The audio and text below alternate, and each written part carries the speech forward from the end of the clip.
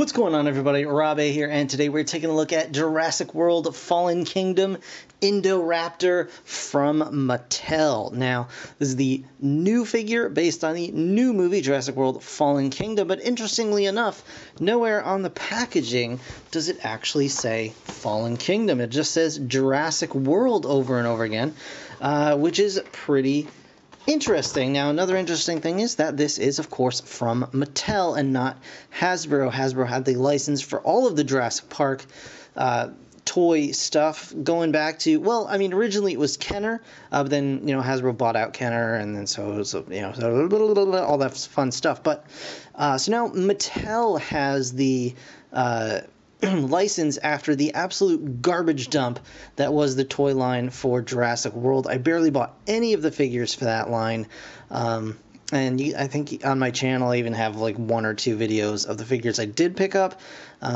but that's about it.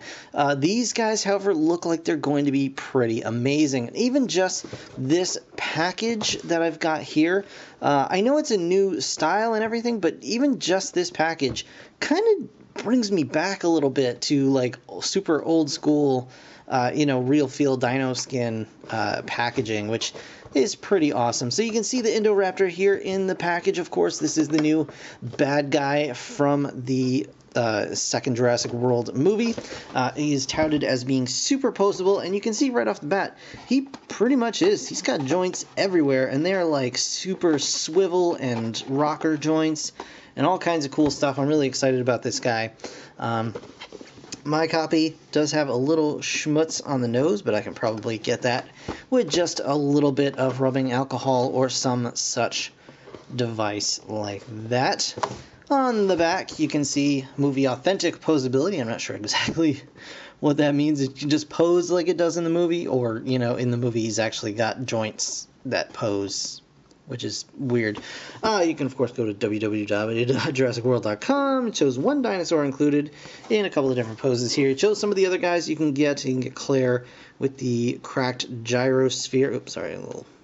And, of course, Owen with blue, which is pretty neat. And then, of course, it's got up on the top, it's a little hard to see, it's a tag for the Jurassic World app, which I do have, and I will scan this guy as soon as I get him out of the package. So, yeah, that's really all there is to say about this guy. So far, he looks really impressive. He's a lot bigger in person than I thought he was going to be, so that's pretty cool. So I'm going to go ahead and get this guy out of the package, and we're going to check him out in hand right now. Alright guys, so here we have the Indoraptor freed from his packaging, and as you can see, he's pretty nice overall. He's got a very, very shiny paint job here, and this is actually shiny plastic rather than paint on most of the surfaces. You can see some of the paint detailing on the eyes and the teeth, and you may notice I did get rid of the little paint smudges on his nose. I just used a little bit of goof off on a Q-tip and just rubbed that, and it came right off, no problem at all. It did take the actually this is gloss paint. I am mistaken, because you can see that it actually took the gloss paint off as well as the paint from the teeth, but it's so faint on the tip of the nose that you really don't notice that. So I don't have a problem with that at all. I think it looks fine the way it is, but you can see this really, really high gloss paint job on the rest of the figure, and it looks really, really nice. He's got some spines on his head, and these are actually a separate piece as well as his back. These are separate piece with super rubbery plastic, so that's really nice, and the rest of him is nice, solid, hard plastic. And really amazing sculpt on this guy, I have to say. All the scales and everything are nicely picked out, nicely detailed, and this lovely little kind of copper and gold stripe along his side is really nice as well. Stands out very nicely. And you can see his eyes painted right there. Again. And so the real cool thing about this guy is the posability. Now, he does have a little bit of trouble sometimes standing up, depending on the pose that you put him in. But that's only because his footprint is pretty small. You can see it's just these 3 toes here on either foot. And there is the scan code for the Jurassic Park game, or app rather, I should say. And then on this foot you can see the Jurassic Park logo there. So really, really cool. Very, very similar to the JP on the original Jurassic Park figures. So, like I said, this guy's whole deal is that he's superposable, and he definitely lives up to that standard. So, we have here at the tail, we've got a ball joint here at the very base of the tail. That lets you get a nice range of motion there. And then we've got another ball joint at the midpoint of the tail, and that lets you move this around even more. And the end of his tail is actually nice and rubbery, so you can kind of move that around any way you want. And that allows them to actually get these nice pointed tails and claws, as a matter of fact. Really nice, sharp-looking claws on this guy. And these are actually hard plastic, which is pretty impressive considering. Like, you'd think like they'd have to be super rounded off, but they're decently pointed. They're not like super sharp or anything, but nice, sharp enough to kind of get to look the part, certainly. So in his legs, as I am on that part anyway, we've got an outward movement at the hips. Can go out, so he can spread his legs a little bit here. Legs can go all the way around, no problem at all there. We've got a nice, what feels almost like a soft detented ratchet joint in the knee here. And at the top of the foot, or the base of the foot, whatever you want to call it, we've got the same kind of joint here as well. So you've got the rock back and forth, and he can stretch his leg out like that far, but you can also swivel it at the same joint, at both joints, I should say. So you get some really, really nice posability there in the legs. You know, he can kick. He can do all kinds of crazy things. He gets some really nice running poses in there as well. So that is actually really, really cool. You just do have to watch out for that balance, because he can, you know, fall over. His legs and head do tend to make him a little front heavy, or his arms rather, and his head do make him a little bit front heavy, especially on these tiny feet. He can stand, obviously. You can see that he is free standing there, but it can take a little bit of posing for some particular, you know, poses. The arms are also nice universal swivels. They can go out and in, just like that. He's got a elbow swivel, as well as the bend. And the hand is on a swivel and rotational joint as well. And the hand is made out of a softer, rubbery plastic, so you can get, you know, some decent poses out of that, as well as having those kind of sharp-looking claws. So, very, very cool. The neck at the base is on a ball joint here. Very nice rocking ball joint.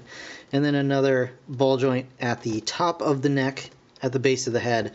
The only bummer on this particular one is that I wish there was a little bit of a cutaway at the back of the head, so you could get the head to look up a little bit more.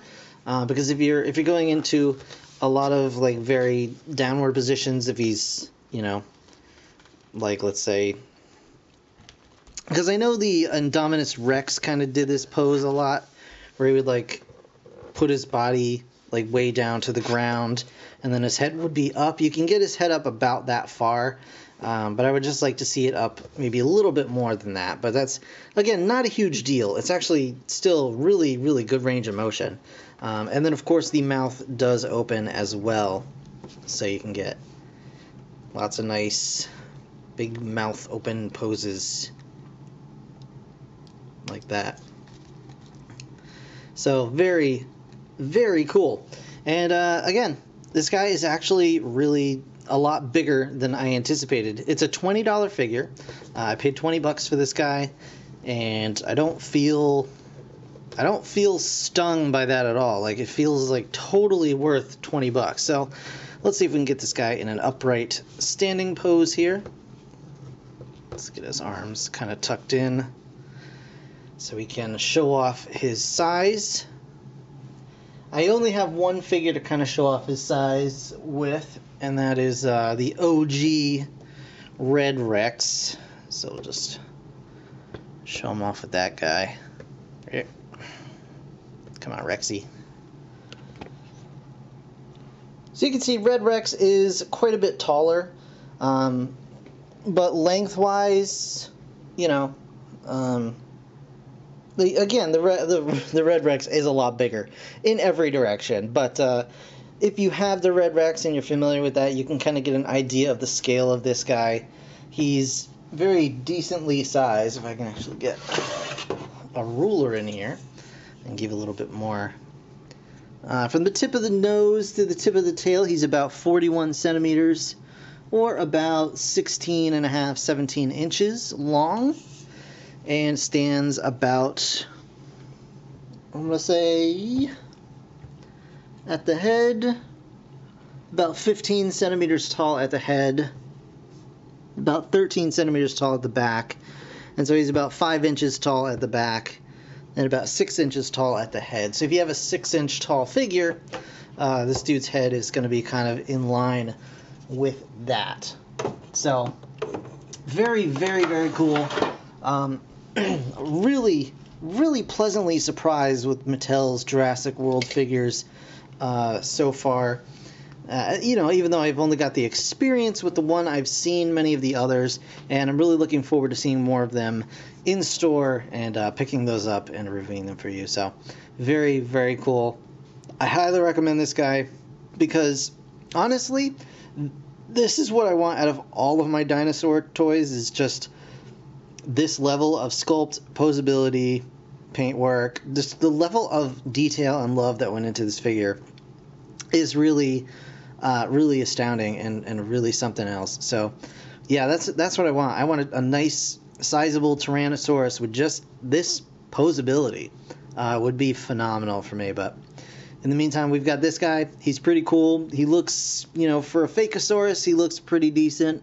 He looks fun, and it's actually a really fun toy to have and pose and you know, just mess around with other figures with it. So that's going to do it for this review, guys. I want to thank you so very much for watching. As always, if you enjoyed the video, please hit that like button. It really does help me. And, of course, subscribe if you want to see more. I'll be back with more Jurassic World Fallen Kingdom figures, so stick around for that. In the meantime, thanks again for watching. I'll see you guys in the next one. Bye for now.